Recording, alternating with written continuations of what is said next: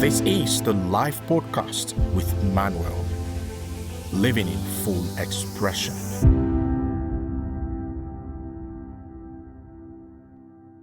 Most people think the comparison trap is the confidence problem. It is not. It is an identity problem. Social media has not just made comparison easier, it has made it structurally unavoidable.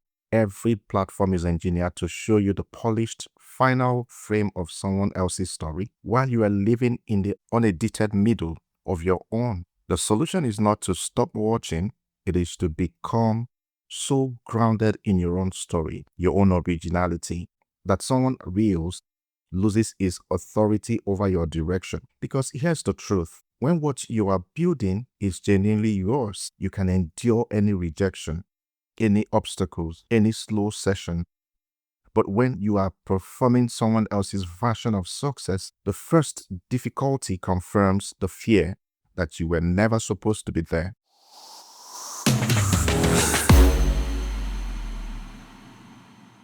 Welcome to the live podcast with me, your host, Manuel. And today we're going to be talking about the trap of comparison and how it's quietly destroying your originality. And I'm going to start this episode by sharing a little story of something I observed. A while back, I was watching some behind the scenes video of one of my coaching clients' son. He is a content creator here in London. What you see on his channel is he and his friend going out on the street of London to interview people randomly about how they become wealthy. The videos are engaging, the people he features are enthusiastic, they share their stories, they light up on cameras, they inspire thousands of viewers, and that is what the audience sees. What I saw in the behind-the-scene footage was something completely different. I watched them approach person after person who walked straight past without stopping. I watched people shut them down mid-sentences. I watched one moment where security was actually called on them, on two young men with a camera, simply asking people questions on a public street. And I sat there watching that video. Something landed for me very clearly. Every single success story posted online, every polished interview, every highlight moment, every inspiring piece of content may have come after a rejection reel that was never published. A reel that nobody sees, a reel that most people will look at and say, maybe this is not for me. Maybe I should stop. The question this episode is asking is this: what is the difference between the person who sees that rejection reel and stops and the person who sees it and keeps going? So the answer is originality. And today we're going to talk about how comparison quietly destroys your originality and what it takes to reclaim it. And so if you're ready, let's get started.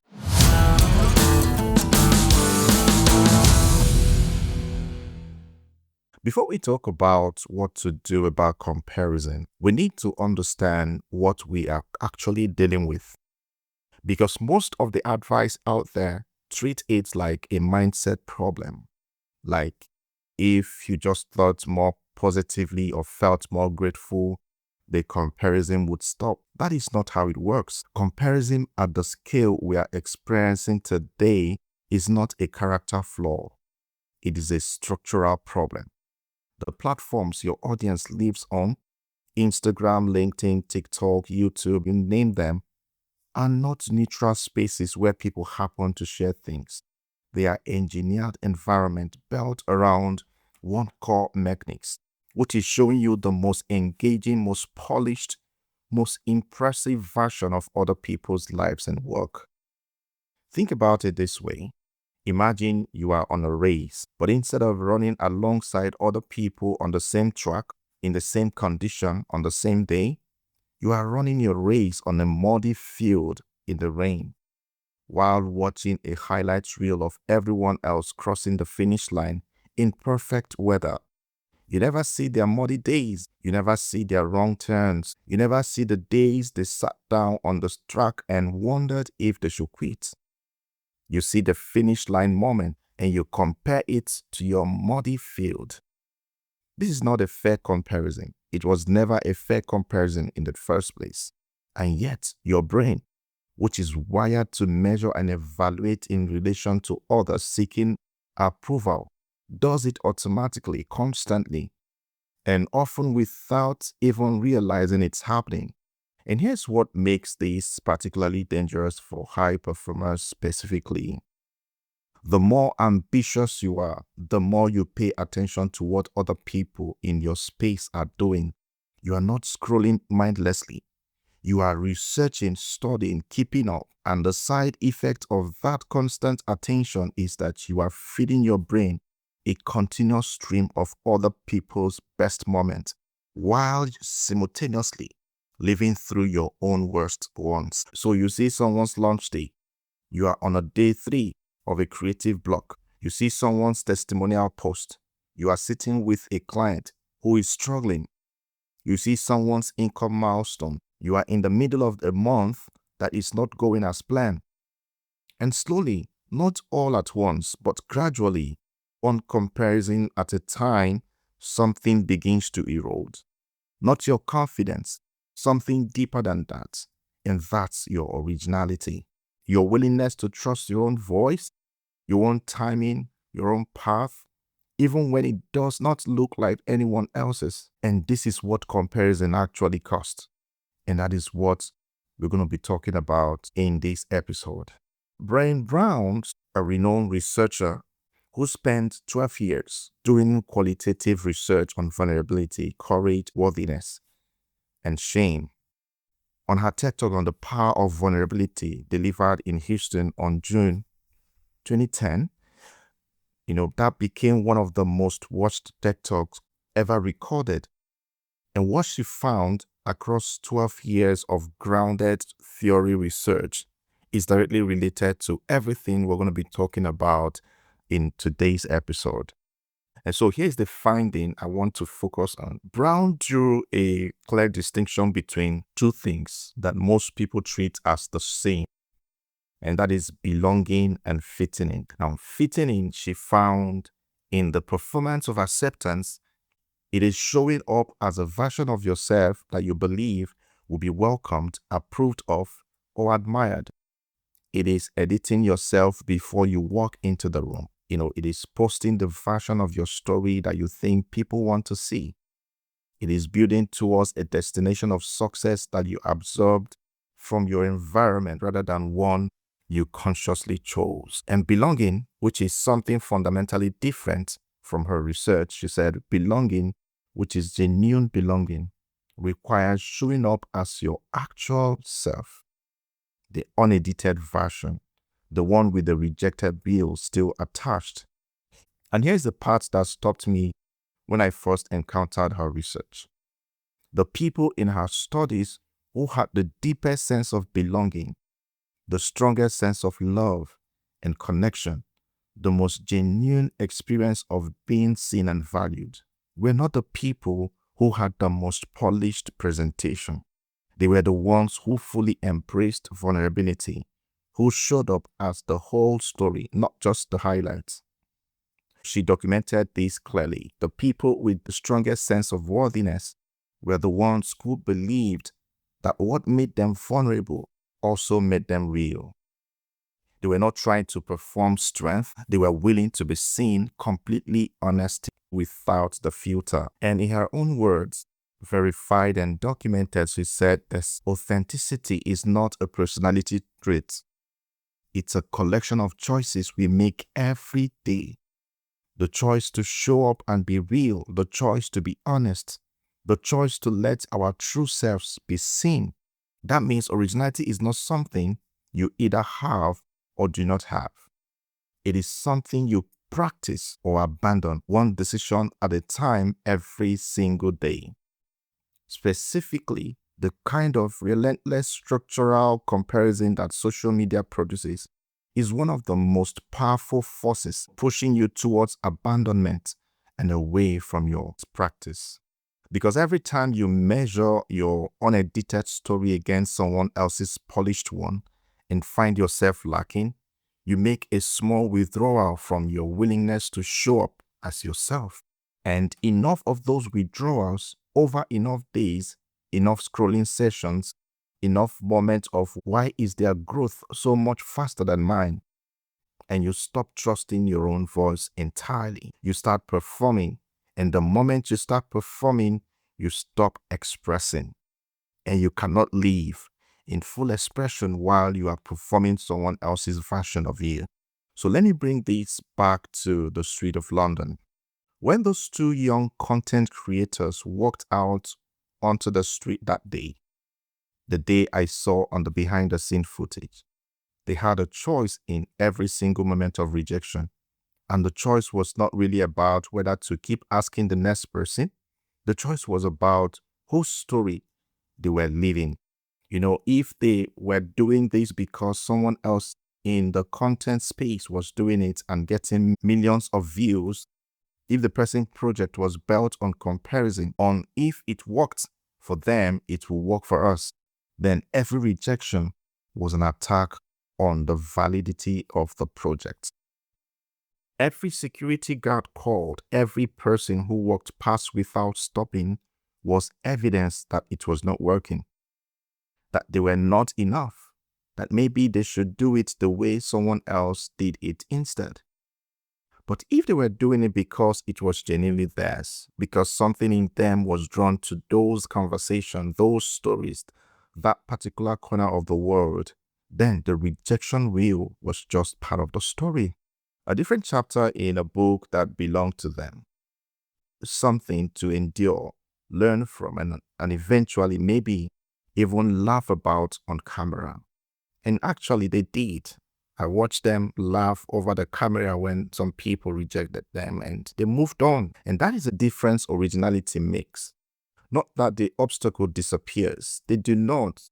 Not that the rejection stops hurting. It does. But when what you're building is genuinely yours, the obstacles become part of the story rather than evidence that you should not be telling it. And when you're performing someone else's version of success, every obstacle is a confirmation of the fear that was already there for you. The fear that you were never really supposed to be on this path in the first place. So this is the deepest cost of comparison. Not the bad feeling it produces, but the way it quietly positions every difficulty in your journey as evidence that you're on the wrong path. When in reality, the difficulty is simply what the path looks like from the inside.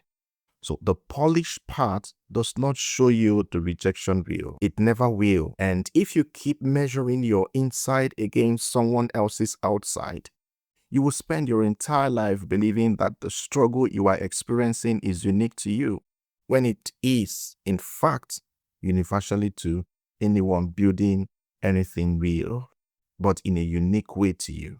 So, I'm going to be giving you the originality framework. And here are the 3 practical moves, not concepts, moves you can start this week to be able to work on your originality.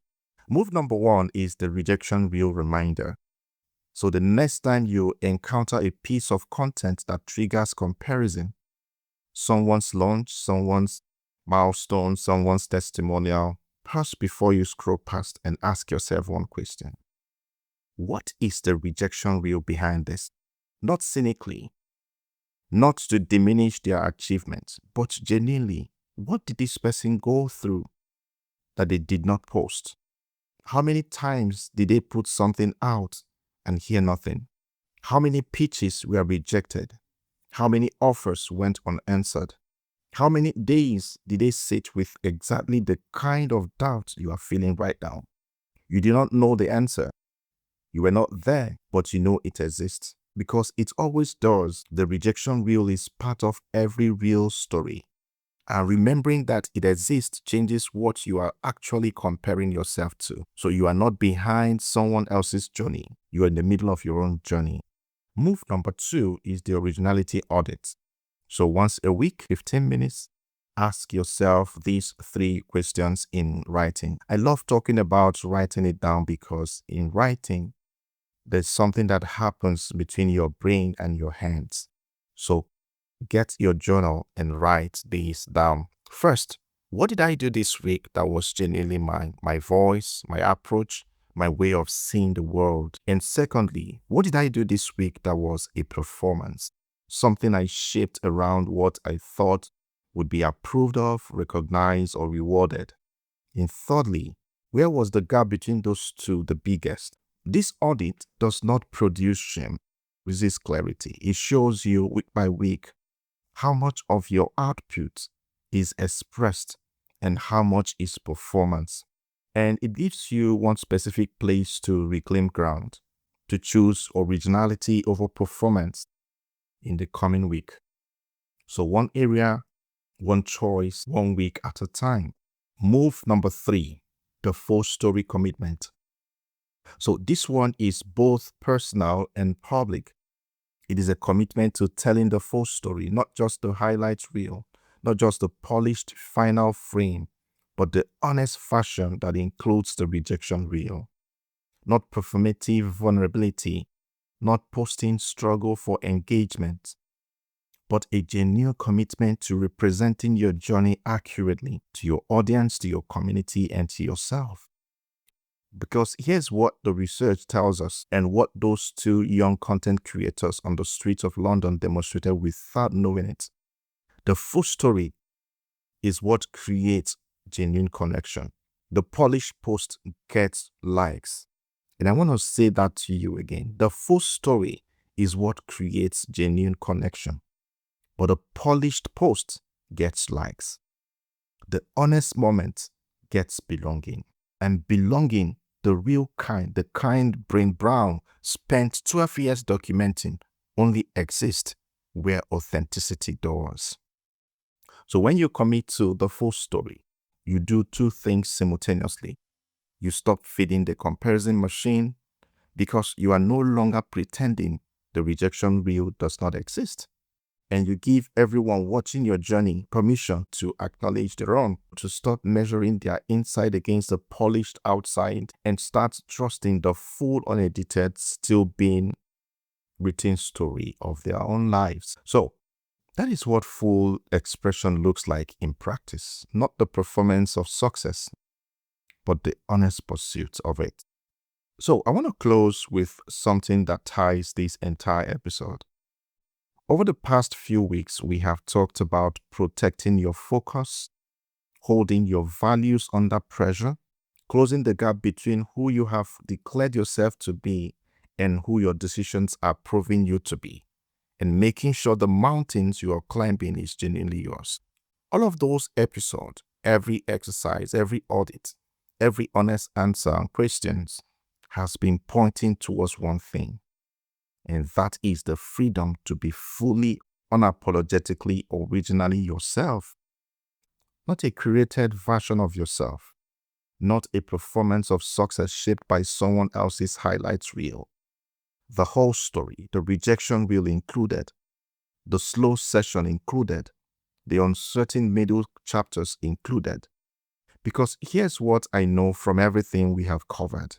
And from watching those 2 young men keep walking up to strangers on the streets of London even after the security guard showed up, when it is your originality, when what you are building is genuinely, completely, unmistakably yours, you can endure anything. The rejection does not break you. The slow session does not define you. The comparison does not redirect you. Because you are not measuring yourself against someone else's story. You are too busy living your own life. And that is what it means to live in full expression. Not the arrival at the perfect destination with the polished post to prove it, but the daily choices to show up as the full version of yourself, real, original, and completely yours, especially when nobody is watching.